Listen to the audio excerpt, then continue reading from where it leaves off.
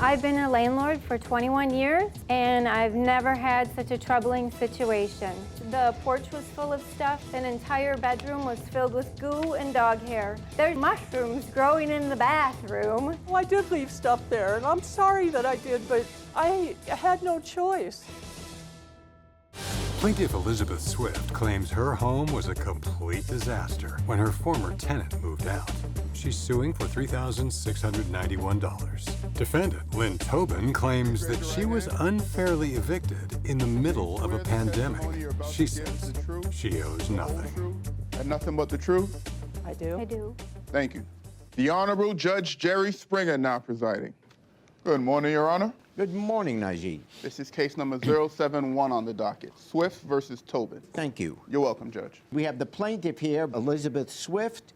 You are suing the defendant, Lynn Towbin, for $3,691 for unpaid rent, repairs, property damage, and utilities. Go ahead, Elizabeth. Thank you, Your Honor. I've been a landlord for 21 years, and I've never had such a troubling situation. In 2013, I put a Craigslist ad up that I had a home for rent. Lynn answered that ad and moved in. The rent was $800, and that the tenant would pay all the utilities. So we were negotiating back and forth for terms for a renewal of that lease. And I'd sent her several offers, and this time I wanted a monetary security deposit because in the original lease, we didn't have any money down.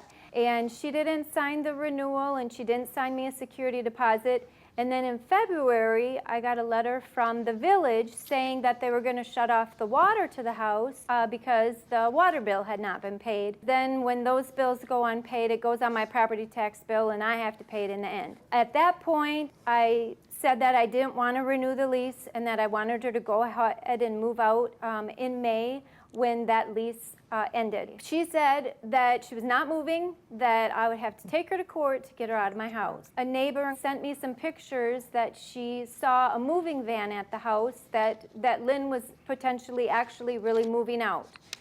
So I did contact the defendant and asked her if she'd moved out, and she indeed had found another place to live. So anyway, she let me go in the house. The porch was full of stuff. The dining room was full of stuff. The living room.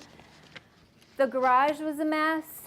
Upstairs, an entire bedroom was full of clothes. She had a lot of clothes. Then in the bathroom, there's actually mushrooms. So I did get a cleaning lady that agreed to help me clean, and she lasted one room.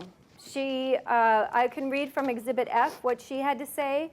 She said, just want to let you know that the kitchen was insane. In the kitchen, every drawer and cabinet I opened were filled with goo and dog hair. Mushrooms grow from moisture.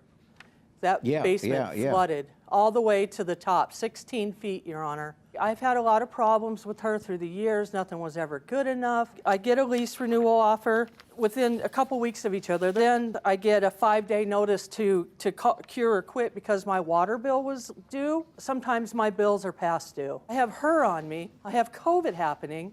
Nobody could help me move because of COVID. And I moved out, and I had to hire somebody that cost me a lot of money. And then I had to move to this terrible neighborhood because I had to get away from this. Why would you try to evict her in February?